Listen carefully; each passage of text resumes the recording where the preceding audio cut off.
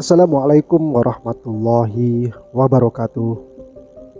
Selamat datang kembali di channel Kisah Para Wali, sebuah channel yang menghadirkan kisah para ulama, wali Allah, perjalanan spiritual, karomah, serta cerita-cerita penuh hikmah yang hidup di tengah masyarakat.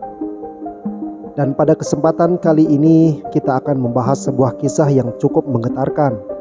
Bukan karena kisah ini terjadi di sebuah pesantren besar, bukan pula karena tokoh di dalamnya berasal dari keluarga ulama, tetapi karena kisah ini melibatkan seorang pria lanjut usia yang saat itu belum beragama Islam.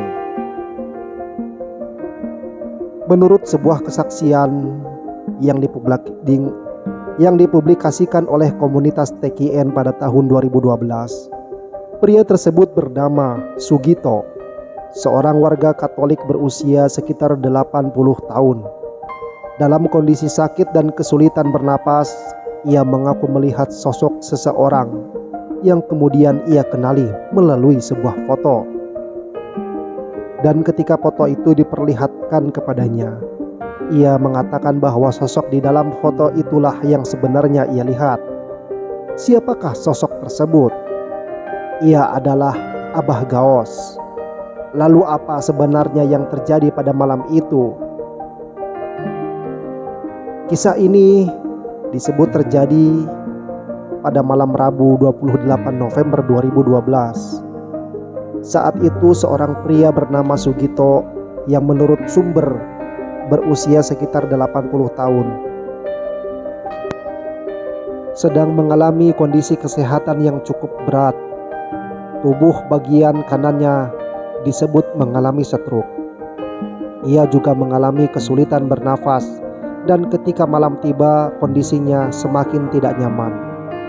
Di tengah keadaan tersebut, Sugito berulang kali mengucapkan kalimat-kalimat yang menunjukkan bahwa dirinya sedang mencari ketenangan.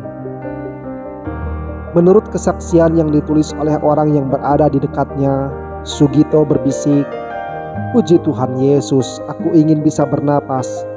Aku ingin tentram, aku ingin damai." Kalimat itu terus terdengar. Ia sedang sakit, tubuhnya melemah, nafasnya terasa berat. Dan di tengah kondisi tersebut ia mengatakan sesuatu yang membuat orang-orang di sekitarnya bertanya-tanya. Ia menyebut ada seseorang yang mendampinginya. Namanya Guru Toto.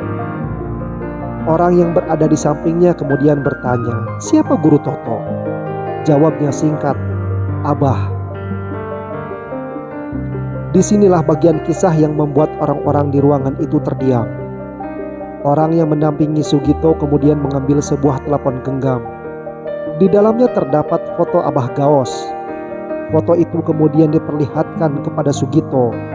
Pertanyaannya sederhana, apakah ini guru yang mendampingi Bapak? Menurut kesaksian tersebut, Sugito melihat foto itu dalam-dalam. Kemudian ia menjawab dengan lirih, "Iya." Ia bahkan disebut sempat tersenyum ketika melihat foto tersebut. Ada satu hal yang membuat kesaksian ini semakin menarik. Menurut penuturan tersebut, Sugito belum pernah bertemu Abah Gaos secara langsung. Namun ia mengaku mengenali sosok dalam foto itu sebagai sosok yang sebelumnya ia lihat.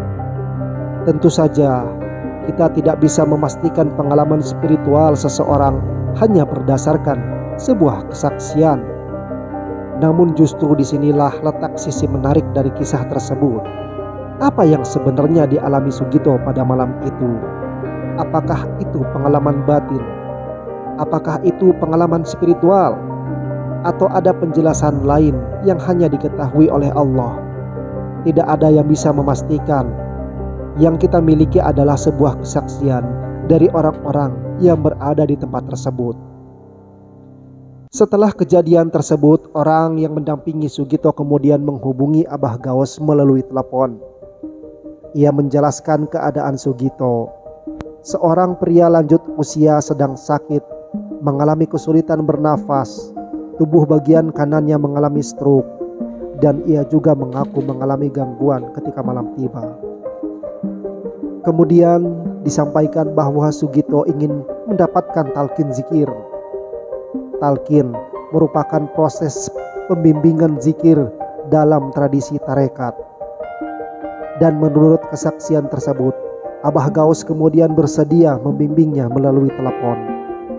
Ada sebuah dialog yang kemudian dicatat dalam kisah tersebut.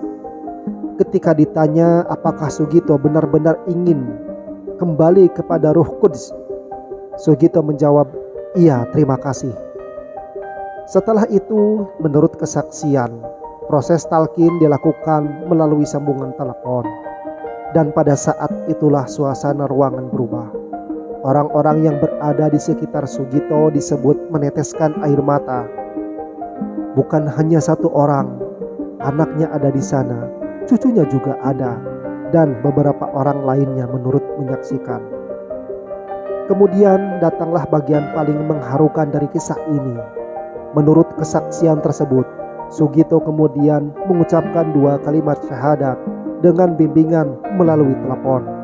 Bayangkan suasana saat itu, seorang pria berusia sekitar 80 tahun dalam keadaan sakit, kesulitan bernafas, dikelilingi keluarga, kemudian mengucapkan kalimat syahadat.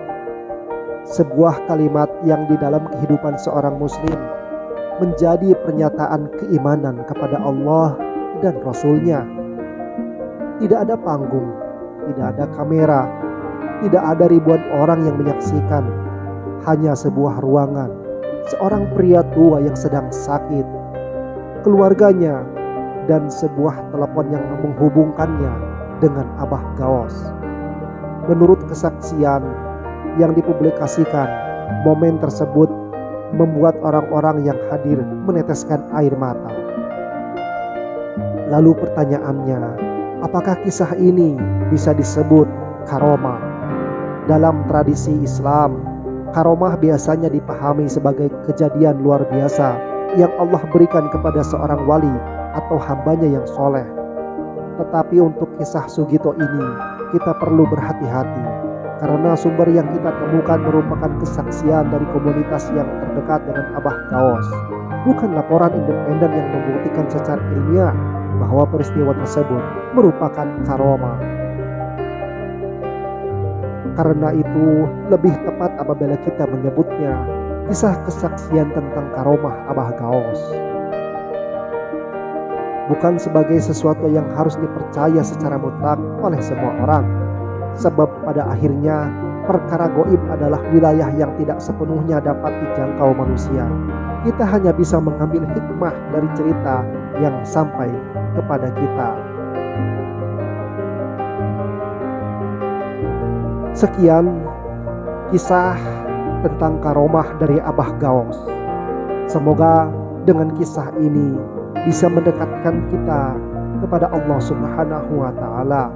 Wallahu a'lam bishawab. Wassalamualaikum warahmatullahi wabarakatuh.